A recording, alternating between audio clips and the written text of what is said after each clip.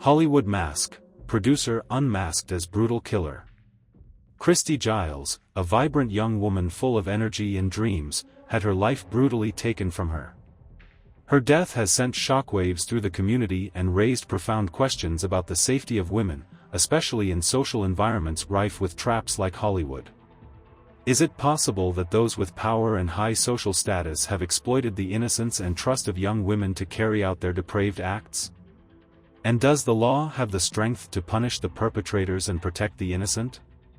The last time Jan Cilliers had a conversation with his wife, Christy Giles, she was taking a walk outside their Marina del Rey, California, apartment with their cat, Loki, a Russian blue, whose favorite thing to do was run out on the beach and roll in the sand. She sent him a video of Loki playing in the sand. It was Friday night, November 12, 2021. Cilliers was in San Francisco visiting his father. Giles, 24, a high-fashion model, was in Los Angeles planning a girls' night out with her friend, Hilda Marcela Cabrales, 26, an architect and interior designer. I knew she was going out that night. I think she had a few different plans. She didn't know where she was going to go yet, and then I went to sleep relatively early that night and she sent me a couple of text messages, Cilliers told 48 Hours contributor Jonathan Vigliotti in an interview for Christy and Hilda's Last Dance. The next day, around 7 a.m., Cilliers sent his wife a text message to check in, but didn't hear anything back. He thought she'd been out late and was sleeping in. He recalls feeling something wasn't right. The couple shared their locations on their phones by using their Share My Location feature on their iPhones.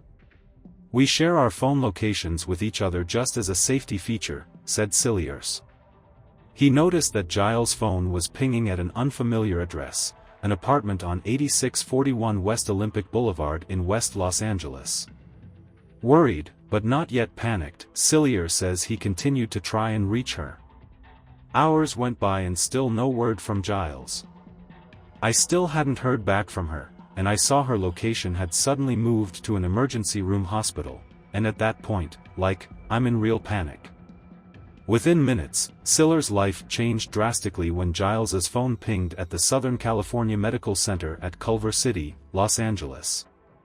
He called Christy's parents with the information, and a short time later they called him back and learned that his wife of just 2 years had died after being dropped outside the hospital by two masked men in a car without license plates. Hospital staff told investigators the men claimed to be Good Samaritans. She had died from a drug overdose. When you were told that the cause of death was an overdose, did that add up to you? Vigliotti asked. Absolutely not, definitely not something that she would have done to herself ever, said Cilliers. His role as loving husband would suddenly turn to grieving investigator. In less than 24 hours, your world was turned upside down, asked Vigliotti. Shattered, Cilliers replied. Cilliers wasted no time trying to get answers about what happened to Giles. Armed with the digital trail Giles had left behind, he set to work. He gave investigators a screenshot of the location on West Olympic Boulevard where Christy's phone had been pinging that morning. Cilliers learned from the friend who had been out with the women that night that she shared phone locations with Cabrales. She told Cilliers that Cabrales' phone was pinging at the exact location where Giles had been, that mysterious address in West Los Angeles. She called Cabrales' phone. A man answered and hung up. Afterwards, it just went to voicemail. They later learned that Hilda had also been left at a hospital, Kaiser Permanente, about 2 miles away from where Christy was taken. She had also suffered a drug overdose and was dying. Obviously, all our alarm bells are going off in our heads when both girls are dropped off at 2 different hospitals, 2 hours apart, said Cilliers. Something terrible happened that night. He took the last known location of both women on West Olympic Boulevard and blasted it on social media. I posted her address on Instagram asking if anybody knew and that she had passed away. And I guess the story went far and wide. A lot of people shared it, said Cilliers. He immediately got leads. People got back to me with saying that this guy lives at this address and he's a very suspicious person, that there's lots of things out on the internet about him, that he's not a very savory character. A lot of really terrible things have been written about him online, said Cilliers. Obviously at this point, I know she's passed away, that she was at this person's address all night, all afternoon, said Cilliers. I knew something like the worst of the worst had happened. Investigators say it was the home of David Pierce, 39, a self-proclaimed Hollywood producer. Cilliers checked Giles' laptop. He could see her history of text messages. One, with a wide-eyed emoji, caught his attention. It was in an exchange between Christy and Hilda, where the two women planned to leave the location they'd been taken to and catch an Uber. But that ride never happened. Cilliers provided detectives with that text, which would soon turn into a key piece of evidence. I give as much information as I can to the detectives, and I believe that night, they knocked on his door for the first time to talk to him. The quest to get to the bottom of what caused his wife's death continued. After combing through social media posts and connecting the dots through conversations with friends, he made a timeline. The women started their night at the Soho House in West Hollywood earlier on Friday evening. Just after midnight, they continued to party. They went to see one of their favorite DJs at a warehouse party in East Los Angeles.